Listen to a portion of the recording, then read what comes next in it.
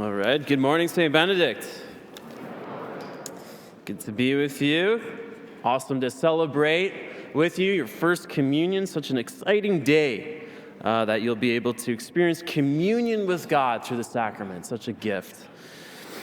I want to tell you a story. Once upon a time, there was a brilliant young man and a brilliant young woman. Can we get the slides? Someone on the sides there? Once upon a time, there was a brilliant young man and a brilliant young woman named Jacques and Raisa. They were 19 and 20, respectively, and they met on the university campus of the Sorbonne in Paris, France. At the turn of the 20th century, time of great political turmoil, social unrest, especially across Europe. Kindred spirits, they quickly fell in love. Raisa, the poet, Jacques, the philosopher. They had a shared passion for the truth. They wanted to know the truth about human life, about meaning, about purpose. And so they sought the answers to their questions in the popular philosophies of the day, of which the Sorbonne and Paris were at the center of the philosophical search of the day. Now, their journey brought them to embrace atheism and materialism. But very soon, they began to experience a deep sense of alienation and despair in their lives because they were haunted by the question of human meaning and purpose, of life and human existence. And they found that there was no satisfactory answer that satisfied the deepest longing of their hearts in the popular philosophies and ideologies of the day. And so they gradually arrived at the conclusion that human life itself was absurd, some kind of cruel cosmic joke. And they faced this profound crisis of meaning in their lives. And in the midst of this wilderness that they found themselves in, they made a very fateful decision. They decided that if within 1 year they could not find the answer to human life, that they would commit suicide together. Because they believed that the one heroic act they could make in the face of a meaningless existence, a meaningless world, was to refuse to live in it. And then they lived happily ever after the end. Do you want to know what happens? Okay, you'll have to wait. You'll have to wait. I'll come back to it. Now, I share this story. Why? Because I think, while a little extreme, there are people here today in the church who are in a similar kind of wilderness. You find yourself in a place in your life where you're asking the question, why? What does it mean? Perhaps some things have happened to you, and you don't even fully know why you're here today. But you're experiencing a crisis of meaning. And in fact, many of us at various points in our lives, we struggle with these questions as we're confronted with tragedy, trial, pain, difficulty, illness. We ask ourselves questions like, why are we here? What is the meaning of life? What does it all mean? What is the meaning of my life? Does it have any significance at all? What is the meaning of the suffering that I'm experiencing right now? And I believe that there is a crisis of meaning in the world we live today, just like there was for Raisa and Jacques. In fact, this became very evident to me when I was watching a movie recently called Everything, Everywhere, All at Once. Now, if you haven't heard of this movie, you probably will at some point. It just got nominated for 11 Academy Awards. And I was, by the way, viewer discretion advised. Don't necessarily recommend it. There's some very crude elements, mature themes. Yesterday, you ever say things come out of your mouth that you don't mean to say, or it doesn't come out properly? Well, yesterday I said this was an adult film. That is not what I meant. Let the record show I am not suggesting anyone watch an adult film. Mature subject matter, that's what I was trying to say. Okay, we got that on film. Okay, we got that on film. Mature subject matter. Okay, now that that's cleared up. They say art imitates life, right? And I feel this movie captures this struggle that modern man feels in the face of this crisis of meaning in the world. Now, it's about a Chinese immigrant named Evelyn who comes to discover that there are, in fact, an infinite number of parallel universes that exist. And she, destiny awakens her to the task of saving the infinite number of parallel universes from the evil villain who desires to destroy them. And there's this dialogue at one point in the movie between Evelyn, the hero, and the villain. And Evelyn asks the question to the villain, what is the truth? By which she means the truth about human existence. And the villain, who has traveled across the infinite number of parallel universes, has seen the whole gamut of human experiences and every possible human choice they could make, and they give the answer to the question, what is the truth? The truth is, the villain says, nothing matters. And so the hero comes to the brink of despair as they come to the realization that nothing ultimately matters in this life. But she overcomes despair as she arrives at the conclusion that because nothing ultimately matters, that each of us have to create our own meaning and purpose for our own individual lives. And then she goes on to save the universes. Now, this movie, again, fascinating for me because it represents the two solutions to this question that the world offers us and that indeed philosophers have offered. The choice between descent into despair, the revelation that the universe is meaningless, or the creation of our own individual reasons for living and purposes. But if these are the two options, it's no wonder that Jacques and Raisa were brought to the brink of suicide. If that's all there is, it's like, they say when life throws you lemons, you make lemonade. Well, guess what? It turns out life itself is one big sour lemon. And all you got is to do the best with what you have. That's it. That's a pretty depressing vision of reality. And yet that's the best that human wisdom has to offer us. But what if there is, in fact, another option that we don't have to make a fool's choice between these two? What if there is a far more compelling answer to the question of human life and meaning and purpose? Well, I present to you, or I offer to you, that the heart of our faith is precisely an answer to this question, and it's contained within the gospel message of Jesus Christ. And it's not just a message, it's power, as Paul says, the power to transform the human life. And we see, for example, its power in the second reading by the letter written from Paul, one of the early leaders of the Christian community. And he's writing, in fact, from prison, which is a very fascinating place to write a letter from. He's writing from prison, and he's not just doing a little bit of jail time. He's, in fact, awaiting his own execution and the end of his own life. Now, talk about a moment of wilderness, Talk about being confronted with a crisis of meaning.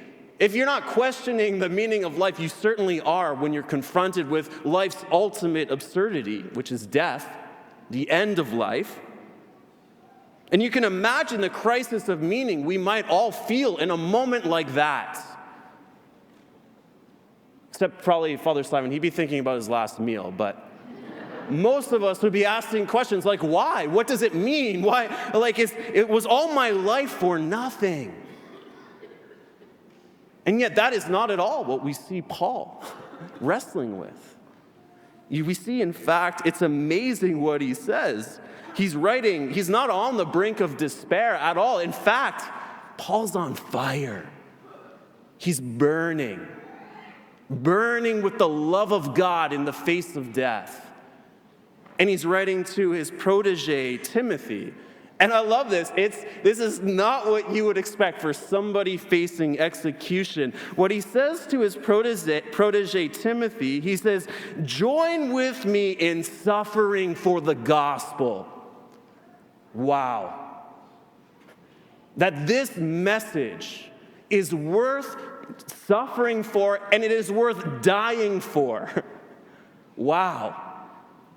That this message is so life-transforming and so it changes everything and puts all things in such a different light that not even death can rob it of its power.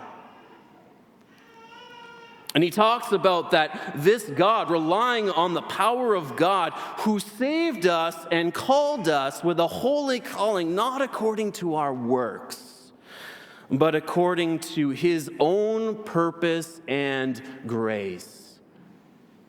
Wow.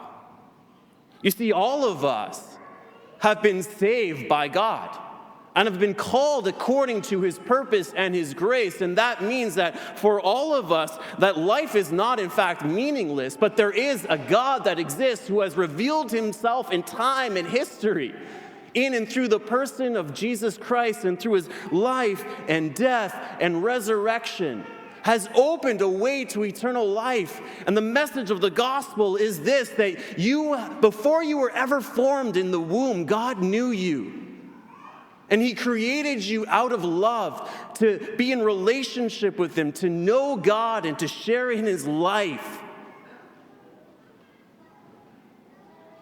That is a very different vision for human life than what modern philosophy can offer us. See, Paul continues, Jesus Christ abolished death and brought life and immortality to light through the gospel.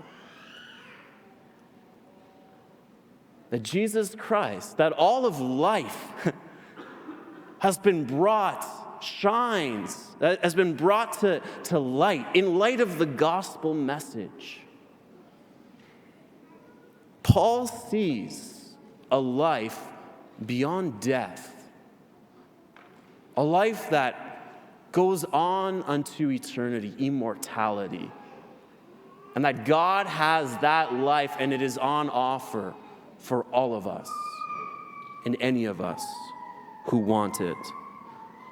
The villain of the movie says that the truth is nothing matters, but Jesus came into the world to reveal the truth that all human life matters to God. And every human life matters. Your life matters to the God who created you for himself. And not just like, when I say you, I mean you. I don't mean the person next to you, the person behind you. Oh, Father Alex, you don't know who I am. You don't know what I've done. No, your life matters to God. And you were created for purpose. And you are called to a destiny in eternity with him.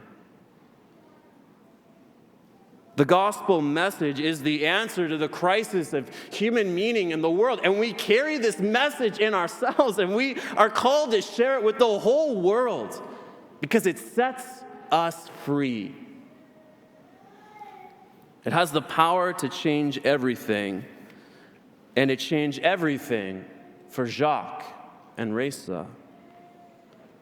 As the crisis of meaning brought them to the brink of despair, and they faced the real possibility of existential suicide, a friend introduced them to a famous Catholic thinker and writer at the time, Léon Blois in Paris, who, like Paul, was on fire with the love of God. Their late conversations in the night gave Jacques and Reza a glimpse of a different kind of life, a life in which the light of the gospel shone and put everything in its proper place and order, and helped them to see a vision of human life that was radically different than the one the popular philosophers of the day offered to them.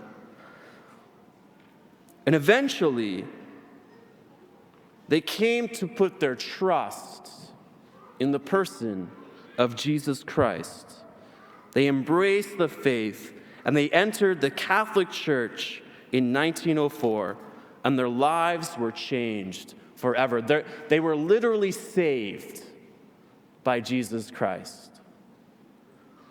Both of them, Jacques and Reza, last name Maritain, that's my horrible French pronunciation.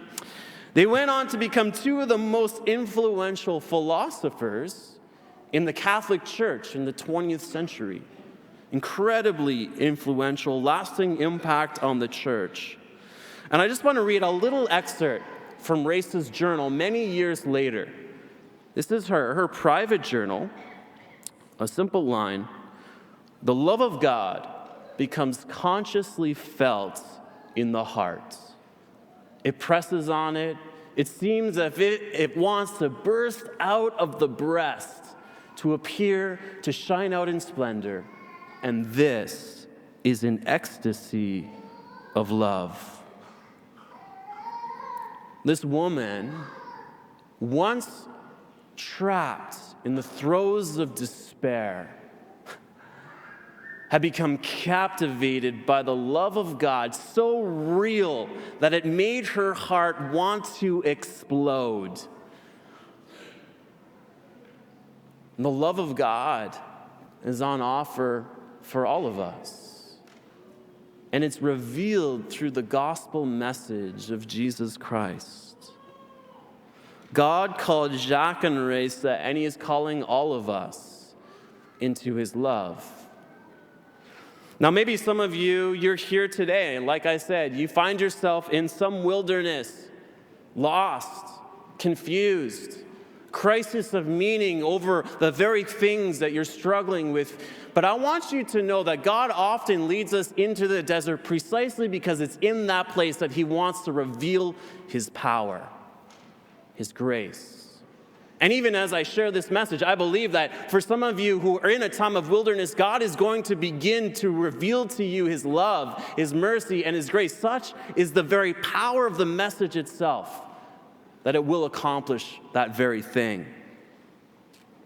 And this Lent, we want to, St. Benedict wants to invite any of you and all of you to rediscover the compelling power and beauty of the gospel. And so to do that, we'll be hosting a 9-part video series in the downstairs auditorium called The Rescue Project, which is perhaps a way of hearing the gospel that in such a way that you've never heard it before, to experience its power in a way you've never experienced it before.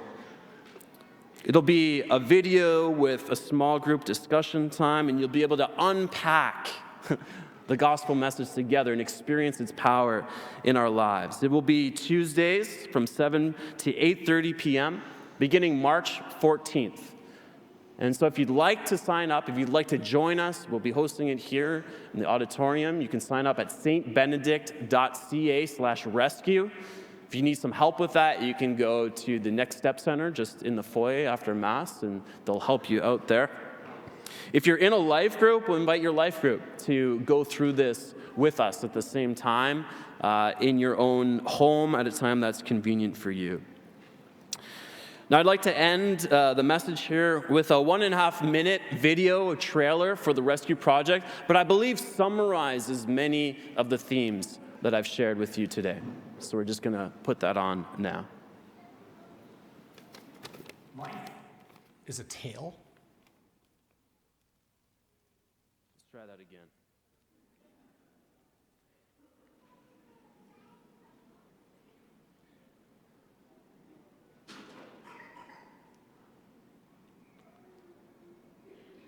Life is a tale told by an idiot full of sound and fury, signifying nothing. Shakespeare wrote that. In other words, there's no point to life. That's actually the answer that many people would probably give right now to the question, why is everything so obviously messed up? But what if there's another story? The Rescue Project is proposing one that's, well, it's known as the gospel. And St. Paul says that the gospel, it isn't news, it's explosive. We are so used to being loved for what we've done, but to be loved for who we are is a completely different experience. It's life-changing. Every one of us sees reality through lenses. Extraordinary. It's proposing another story, another way to see reality. St. Joan of Arc once said famously, "I'm not afraid. God is with me. I was born for this." So were you.